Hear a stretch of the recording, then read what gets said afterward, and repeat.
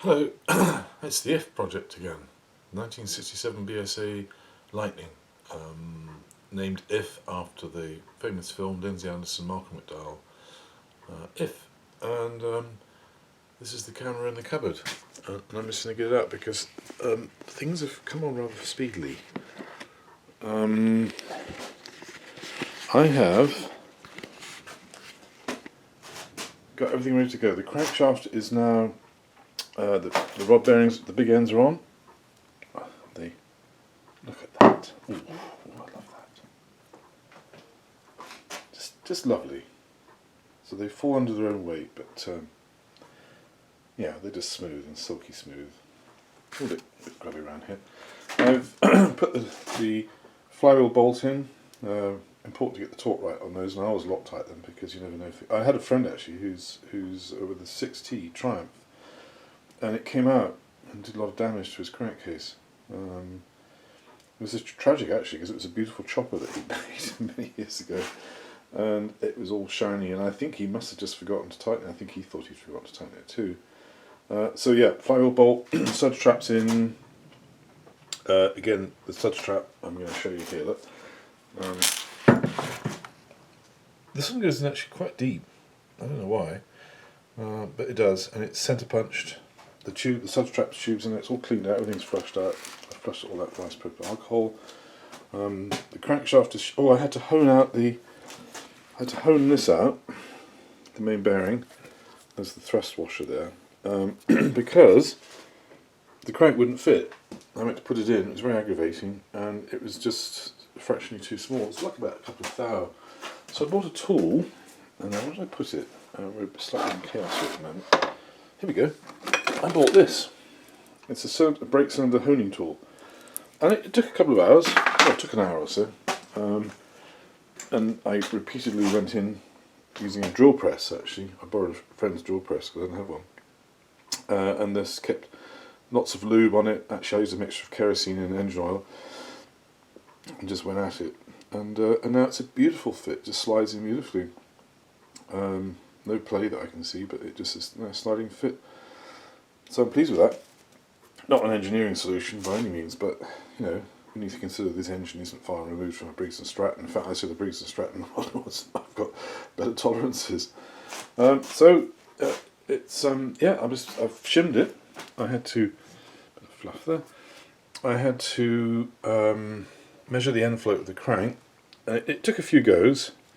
Fortunately, this one, the crank actually, mostly on A65s, once you put the main bearing on, they're locked on pretty tight. They don't tend to want to come off. But this one actually it's a sliding fit. Let's say that. I noticed that when it was on, that it spun with the crank in position. So I'm going to put some Loctite on there just to make sure it doesn't spin. The crank doesn't spin in the bearing. Actually, I can see where it's been spinning before. This is a second-hand bearing I took out of an old T140. I wonder if that has been spinning. Anyway, it was a good enough fit, and as I say, it wasn't the bearing wasn't spinning. The crank wasn't spinning in the inner race of the bearing at all. So everything seems to be okay there. I've put the camshaft back on. This camshaft I wasn't that sure about because it has some corrosion on the lobes, but the corrosion's is on the trailing edge. So I'm hoping it's not going to affect things too much. And you know, if it does, it's just a new camshaft. You know, again, we're not talking about anything super high tech here. This is a very primitive machine. This thing's all Whitworth and BSF, BSF threads, which are standard fine. I'm no expert on all this, but it's all, I don't know, Whitworth, Lord Whitworth, he was the man responsible for creating his own thread. Whitworth, I think, as far as I understand, is pretty much the same as UNC. The threads per inch are the same. I think the pitch is slightly different, but that Thunderbolt there, they've used UNC bolts in Whitworth drillings and tappings. BSA admitted that, and it works, you know, because they're the same the same threads per inch. BSF's quite fine. I think it's a little bit finer than UNF. The biggest problem is, of course, is having the wrenches that fit. And my biggest ally with Whitworth is actually the metric stuff, because the metric will fit. I have got some Whitworth. So I've got this amazing tool that I inherited from my uncle. There's Whitworth. That saved my life, but obviously, if you're using a torque wrench or something, you can't use it. So it's really a case of whatever you can find that fits. It's I mean, UNF UNC, typically a 1/4 inch UNF UNC bolt is a 7/16 wrench, and a 1/2 inch UNC bolt is a 1/2 inch. Sorry, a 5/16 bolt is a 1/2 inch wrench, and 3/8 is a 9/16. You kind of get to know the sizes. I think what they're doing is they're measuring the diameter across the bolt, head of the bolt. BSF do it differently. I can't remember how they do it. Oh, that's right. They use their measurements are actually the bolt diameters. So a 9/16 BSF bolt uses a 9/16 wrench. Sorry, a 3/8 UNF bolt, BSF bolt, uses a 3/8 wrench. So they're literally marked as they are the diameters, which makes more sense actually. Whitworth, I don't even know. I've got some Whitworth stuff here, but oh my goodness. Even though it's the same threads per inch as UNC, the head bolts, the heads of the bolts are different sizes.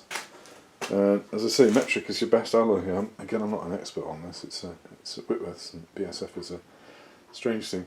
I have a rant actually, because much as it's kind of out of date now, UNC and BSF and all that stuff, Whitworth.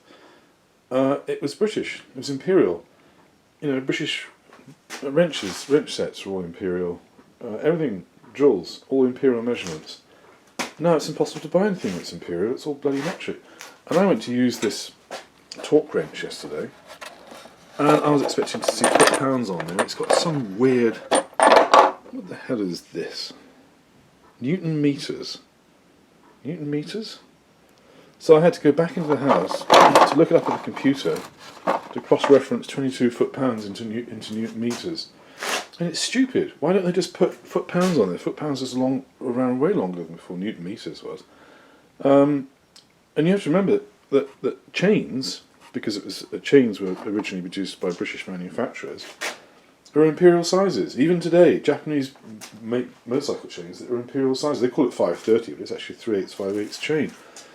So I think we should have a movement to bring back imperial stuff, because all this metric stuff is nonsense. And it's so annoying when you're trying to do stuff like this. And that's my rant. I've got another bike in here. This thing belongs to a fellow in Rothsey who... the starter motor won't work. It'll start fine, but the battery's good, but it just won't fire up. There's an inhibitor switch problem somewhere, I think. It fell over in the wind, and after that it wouldn't work, so I know that's what it is. There's the BSA, the wheels are on. The clocks are on, oil tank's in. It's all very dusty, it always cleaning up, but she's coming together. The light's on, number plate's on. Yeah, it's coming together very well. And I'm actually massively encouraged. So there we have it. The GIF project. Let me get this hinge out. I was going to use this hinge to lock into the camshaft so I could tighten it, but I actually did something far more brutal. I clamped one of the lobes in cardboard and then put a vice grip on it, and clamped it down that way. And there's no torque setting for the camshaft nut. This beastie here. In the book, there's no torque setting. And usually it's just, as a friend of mine used to say back in the day, you just do it up FT.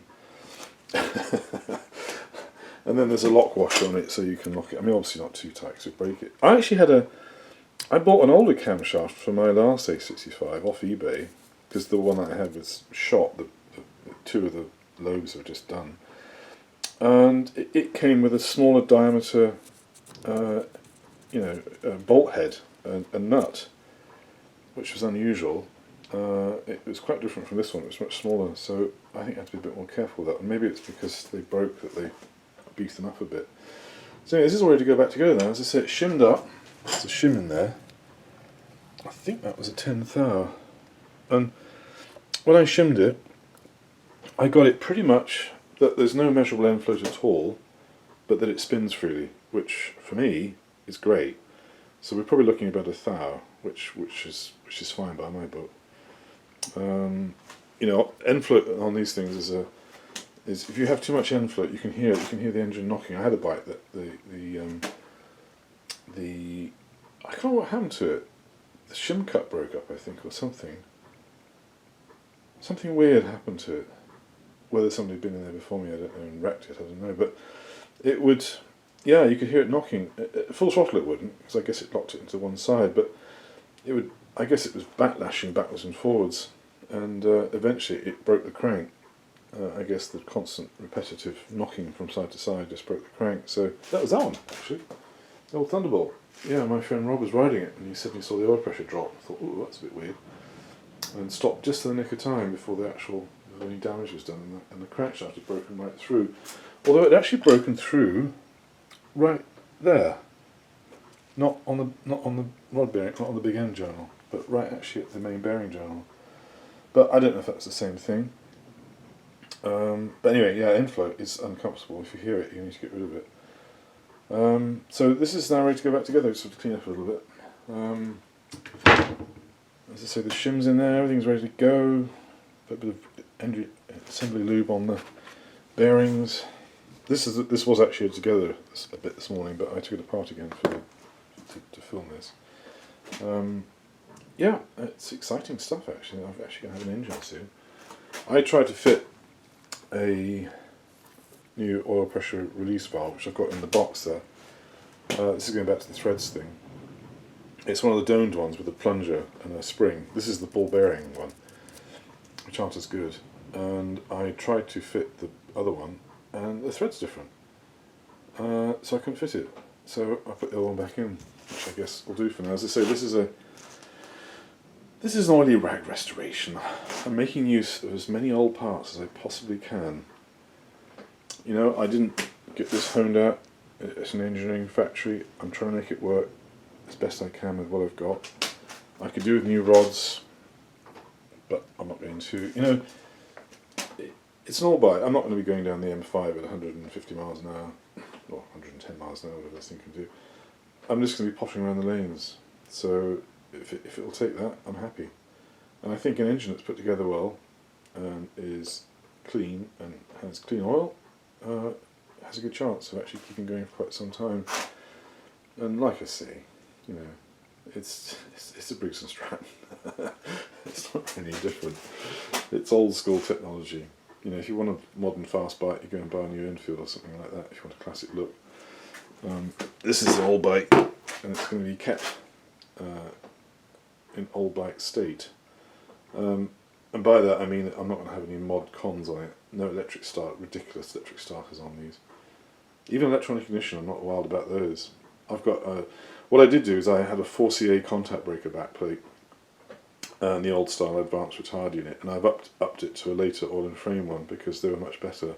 So it's a 6CA with independently movable contacts, and I think there was less dwell angle on the actual advanced retard unit. So on the cam of the advanced, so I think there was a problem on the early A65s where there was too much.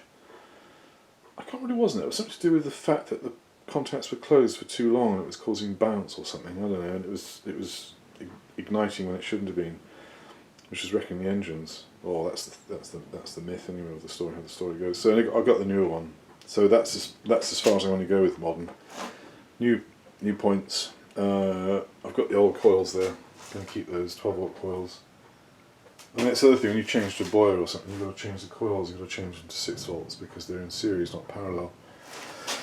So, yeah, so I'm keeping it pretty old. I mean, I put new rims on because the rims are in a shocking state.